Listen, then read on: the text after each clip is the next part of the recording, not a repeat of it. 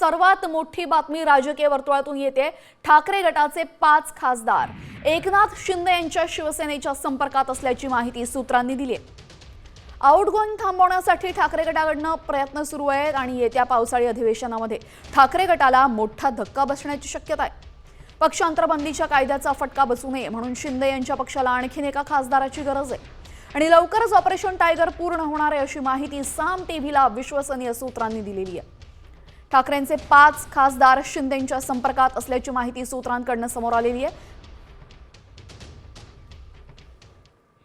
आणि यानंतर राजकीय वर्तुळातली दुसरी मोठी बातमी ती म्हणजे ठाकरे ब्रँड आणि मराठा माणसांसाठी मनसे आणि ठाकरे गट युतीसाठी सकारात्मक असल्याची माहिती मिळते। मात्र युतीची बातचीत दोन्ही पक्षांकडून अगदी सावधगिरीने सुरू असल्याची माहिती साम टीव्हीला सूत्रांनी दिली आहे। 2017च्या फसलेल्या युतीच्या निर्णयानंतर दोन्ही पक्षांकडून सावधगिरी बाळगली जाते। मराठी माणसासाठी एकत्र येण्यास हरकत नसल्याचं आदित्य ठाकरे यांनी सूतोवाच केलंय। मात्र युतीचा प्रस्ताव ठाकरे गटानं देण्यासंदर्भात मनसेची भूमिका मात्र आग्रही दिसतेय। दरम्यान ठाकरे ब्रँड जपण्यासाठी खरंच ठाकरे बंधू एकत्र येतील का? आदित्य ठाकरेंनी युतीला हिरवा कंदील दाखवलाय, मात्र अद्याप राज उद्धव यांची युती का रखडली आहे? मनसेच्या युतीवर नक्की काय प्रतिक्रिया आहे पाहूयात या स्पेशल रिपोर्टमधून। ठाकरे बंधूंच्या युतीला कोणाचा ब्रेक?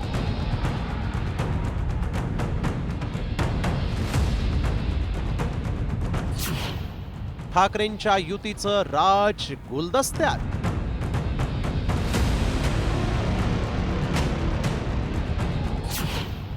मातोश्रीला कधी देणार शिवतीर्थ प्रतिसाद?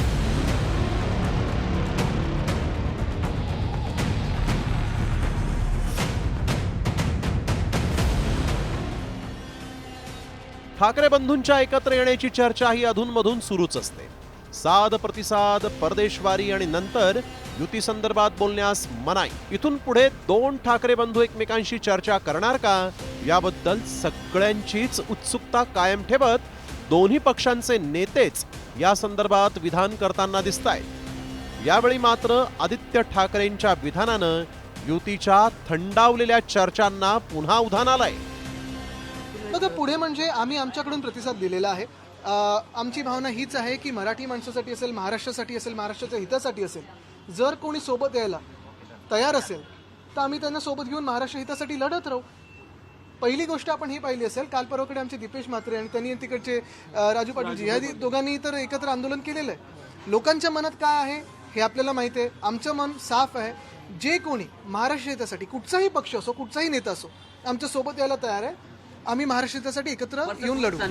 दरम्यान मनसे नेते प्रकाश महाजनांनी तर आदित्य ठाकरे यांनी शिवतीर्थावर येऊन युतीचा प्रस्ताव देण्याचा सल्ला दिला। ती युती करायची नाही करायची हा सर्वस्वी राजसाहेबांचा प्रश्न आहे। यापूर्वी आम्ही 2 वेळा मातोश्रीवर जाऊन युती करण्याचा प्रयत्न केला। म्हणजे तुम्हाला सिल्वर वॉकवर जाता येतं, तुम्हाला सोनिया गांधीच्या दारात जाता येतं आणि तुम्हाला मग इथं जायला का मान अपमान वाटतो? आदित्य ठाकरेंनी यावं। मात्र आता राज ठाकरे आणि उद्धव ठाकरे यांच्या युतीच्या चर्चांना कधीपासून सुरुवात झाली पाहूया। 18 एप्रिल 2025 शिवसेना सोडल्याच्या 19 वर्षांनी राज ठाकरेंनी मुलाखतीतून युतीची साथ घातली। 19 एप्रिल 2025 उद्धव ठाकरेंकडूनही युतीच्या प्रस्तावाला सकारात्मक प्रतिसाद। 20 एप्रिल 2025 राऊत यांनी युतीच्या चर्चेसाठी कुठलीच अट नसल्याचं सांगितलं। 21 एप्रिल 2025 राज ठाकरेंकडून मनसैनिकांना चर्चा करण्यास मनाई। 22 एप्रिल 2025 उद्धव ठाकरे परदेश दौऱ्यावर। 30 एप्रिल 2025 दोन्ही ठाकरे बंधू परदेश दौऱ्यावरून परतले। 13 मे 2025 शिंदे सेनेचे नेते राज ठाकरेंच्या भेटीला। 16 मे 2025 राज ठाकरेंचे युतीच्या भरवशावर न राहण्याचे आदेश। 23 मे 2025 मनसेसोबत युतीसाठी आम्ही सकारात्मक, राऊतांचं विधान। 4 जून 2025 ठाकरे बंधूंची युती झाल्यास स्वागतच, आदित्य ठाकरे। साध प्रतिसादानंतर शिंदेंच्या नेत्यांची शिवतीर्थावर राज ठाकरेंची भेट, असा हा युतीच्या चर्चांचा प्रवास नेमक्या कुठल्या वळणावर थांबलाय हा प्रश्न आहे। महाराष्ट्राच्या हितासाठी एकत्र येऊ असं म्हणणाऱ्या ठाकरे बंधूंना युतीसाठी नेमकं कुणी रोखलंय? ठाकरे ब्रँड संपणार नाही असं जाहीरपणे म्हणणारे ठाकरे बंधू ठाकरे ब्रँड जपण्यासाठी पालिका निवडणुकीआधी कोणता निर्णय घेतात हे पाहणंही गरजेचं आहे. ब्युरो रिपोर्ट, साम टीव्ही न्यूज. तर एका बाजूला दोन्ही ठाकरे बंधूंच्या एकत्र येण्याच्या चर्चा सुरू असताना दुसऱ्या बाजूला नाशिकमधील ठाकरे सेनेचे उपनेते सुधाकर बडगुजर यांची पक्षातून हकालपट्टी करण्यात आली. मात्र बडगुजर यांच्या हकालपट्टीपूर्वी नक्की काय घडलं होतं पाहूयात त्यावरचा हा स्पेशल रिपोर्ट. संघटनात्मक बदल करत असताना एक अविश्वासाचं वातावरण निर्माण झालं आणि जे बदल झाले ते त्यामुळे अनेक 10-12 लोक नाराज झाले आणि तिथून मग नाराजीचा सूर हा आजपर्यंत तरी आहे. बडगुजर हे म्हणजे नाशिकची शिवसेना नाही, ते आमचे सहकारी आहे. एक लक्षात घ्या. नाशिकमधील ठाकरे सेनेचे माजी जिल्हा प्रमुख सुधाकर बडगुजर यांनी जाहीर नाराजी व्यक्त केल्यानंतर ठाकरे सेनेनं पत्रकार परिषदेचं आयोजन केलं. ही पत्रकार परिषद सुरू असतानाच माजी जिल्हा प्रमुख दत्ता गायकवाड यांना खासदार संजय राऊतांचा फोन आला आणि या पत्रकार परिषदेमध्ये राऊतांच्या सांगण्यावरून बडगुजरांची हकालपट्टी करण्यात आल्याची घोषणा करण्यात आली. आताच आमच्या संजय राऊतांचा फोन आला. सहसंपर्क प्रमुखांना फोन आलेला आहे. संजय राऊत साहेब जे शिवसेनेचे नेते आहेत, फोन हा संजय राऊत साहेबांचा आदरणीय प्रेस सुरू असताना दत्ताजी नाना गायकवाड यांना आलेला. ते आमचे सहसंपर्क प्रमुख आहेत आणि पक्षातून सुधाकर बडगुजर यांची हकालपट्टी झालेली आहे. दरम्यान सुधाकर बडगुजर यांची हकालपट्टी झाल्यानंतर पक्षात नाराजी बोलून दाखवली तर यात चूक काय असा थेट सवाल केला. एकीकडे नाशिकमध्ये हे हकालपट्टी नाट्य रंगलं असतानाच दुसरीकडे ठाकरे सेनेकडून लोकसभा निवडणूक लढवणारे चंद्रहार पाटील यांनी थेट एक्सवर पोस्ट करत शिंदेंच्या सेनेनं आपल्याला ऑफर दिल्याचं सांगितलं. त्यामुळे ठाकरेंचा हा पैलवान शिंदेंच्या आखाड्यात दाखल होणार का अशी चर्चाही रंगली. माझ्या पक्षप्रवेशाच्या बाबतीत मी अधिकृत भूमिका घेतलेली नाही. शिवसेना शिंदे गटाकडून पक्षप्रवेशाबाबत मला ऑफर आहे. पक्षप्रवेश करायचा, पक्ष सोडायचा याबाबत अजून निर्णय घेतलेला नाही. सध्या मी बाहेरगावी असून माझ्या कार्यकर्त्यांसोबत बोलून पुढील निर्णय घेईन, असं चंद्रहार पाटील यांनी ट्विट केलंय.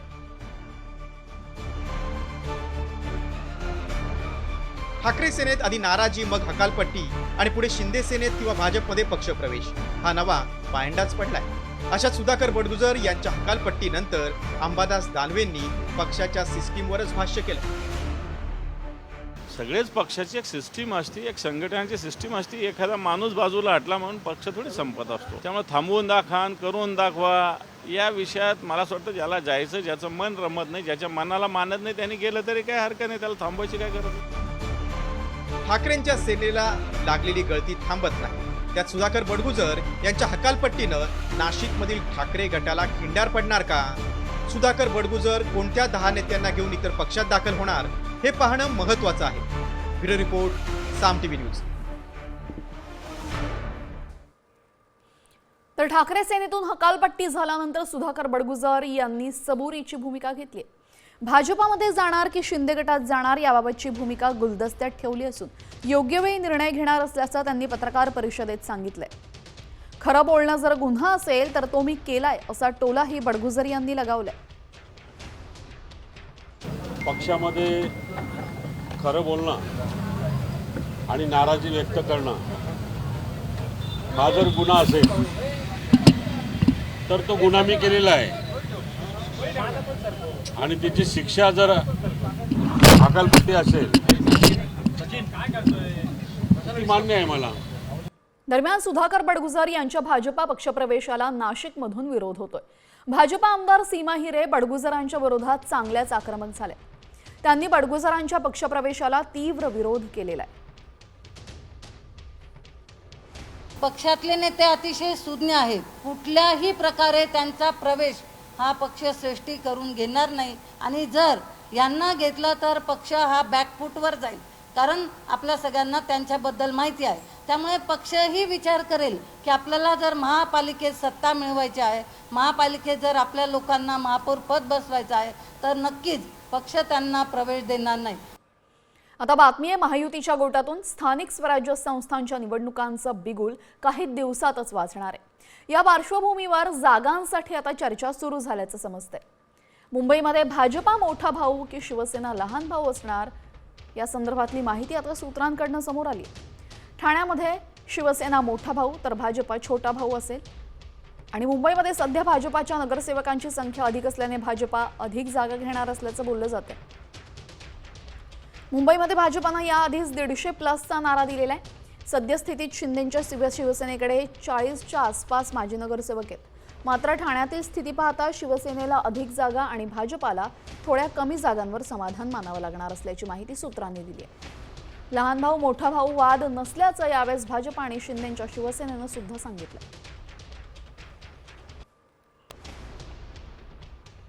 खासदार संजय राऊत यांनी गिरीश महाजनांवर भ्रष्टाचाराचे आरोप केलेत.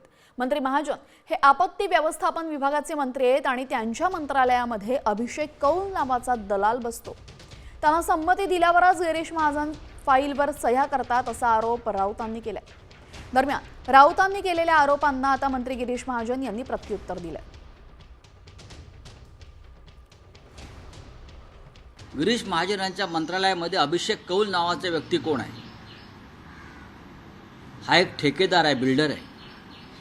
तो गिरीश महाजनच्या कार्यालयात बसतो आणि त्याचा फोन आल्याशिवाय आपत्ती व्यवस्थापनाची कोणती फाईल गिरीश महाजन मंजूर करत नाहीत. 350 फाईल गिरीश महाजन यांच्या मंत्रालयामध्ये पडून आहेत, कारण त्या 350 फाईलचे व्यवहार व्हायचे आहेत. मिस्टर फडणवीस, लक्षात घ्या मी काय सांगतोय ते.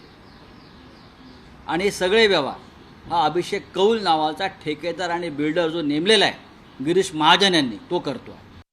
माणसावर कुणाचाही विश्वास त्या ठिकाणी नाहीये. कौल फिल कोण आहे मला ठीक आहे, जळगावचं आहे मला माहीत आहे. मागच्या काळात मंत्री असते त्यांच्याकडे ते तिथे आस्थापनेवर होते नव्हते मला माहीत नाही. ते माझ्याकडे आले होते, पण मी म्हटलं बाबा माझ्याकडे मी गव्हर्नमेंटचा स्टॉप घेतलेला आहे, मी असं कुणाला घेत नाही. हे मागच्या काळात मी त्यांना बोललेलो आहे. आणि तुम्ही सगळे माझ्याकडे असतात, तुम्ही सांगा या माणसाला तुम्ही माझ्याकडे बघितलं आहे का? माझ्याकडे कोणत्या फाईल त्या ठिकाणी पेंडिंग आहेत?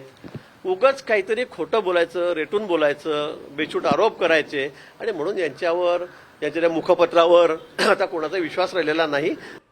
आणि या राजकीय बातमीनंतर आता महत्त्वाची बातमी जनगणनेसंदर्भातली. भारतामध्ये जातनिहाय जनगणनेची तारीख जाहीर झालेली आहे. 2 टप्प्यांमध्ये जनगणना होणार असल्याची घोषणा केंद्रीय गृह खात्याने केलेली आहे. हिमाचल प्रदेश, उत्तराखंड आणि इतर केंद्रशासित प्रदेशांमध्ये विशेष बाब म्हणून 1 ऑक्टोबर 2026ला जनगणना सुरू होईल, तर संपूर्ण देशभरामध्ये 1 मार्च 2027ला जातनिहाय जनगणना सुरू होणार आहे. एकूण 2 टप्प्यांमध्ये जनगणना पूर्ण केली जाणार आहे आणि ही जनगणना करणारे कर्मचारी प्रत्येक घरामध्ये जाऊन लोकांची माहिती गोळा करतील. त्यामध्ये त्यांच्या जातीबाबतची माहिती देखील घेतली जाणार आहे. जातनिहाय लोकसंख्या जाणून घेणं, समाजातील विविध वर्गांची स्थिती जाणून घेणं हे त्यामागचं एक प्रमुख उद्दिष्ट आहे.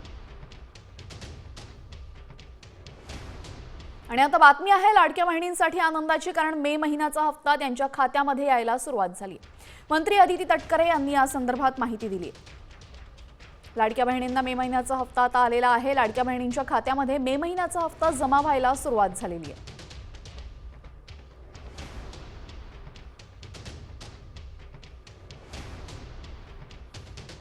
बातमी समृद्धी महामार्गासंदर्भात. समृद्धी महामार्गाच्या इगतपुरी ते आमने या 76 किलोमीटरच्या शेवटच्या टप्प्याचं उद्या लोकार्पण होणार आहे.